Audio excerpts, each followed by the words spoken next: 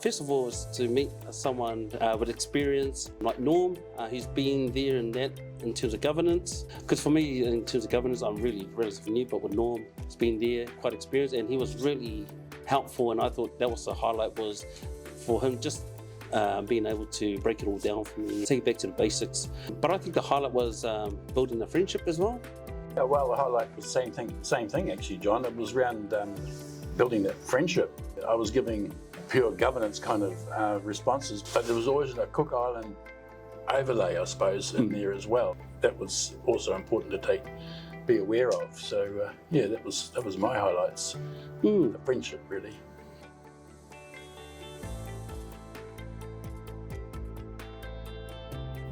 I think one of the lessons that I took on board from Norm was separating operation and management.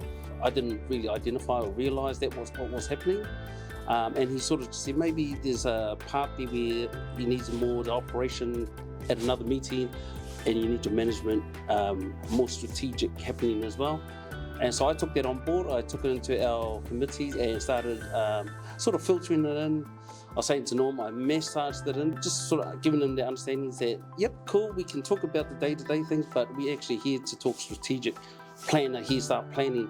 And yeah, so some of the groups that I'm part of are starting to think strategic rather than operational.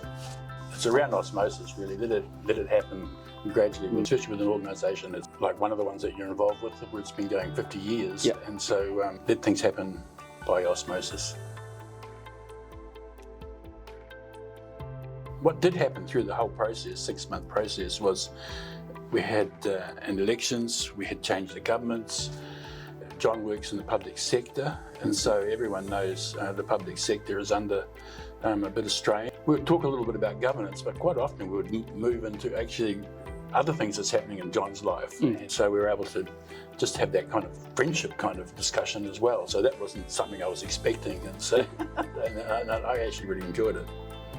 I think for me, like when I heard that Norm was going to be my mentor, I heard of Norm Barker, and where he's been the regional council, Trust Waikato, and you know, dealing with millions and millions of dollars. So I was quite like a bit overwhelmed when I met Norm. I thought, oh geez, he's probably going to look at me and like, oh geez, come on, you know, don't waste my time. But no, he was really down to earth, easy to get on with, you know, just carefree. And like Norm said, we talked about stuff outside governance, and then eventually come back to why we actually meant to meet, the purpose for meeting. But and I appreciated that too, because sometimes, you know, you got other things going on, you just want to just let it out. He shared a bit about his family, and I shared about a few things about my family and our plans moving ahead. So yeah, really appreciate that. That was so cool. So anyone out there that's got Norm, you're lucky.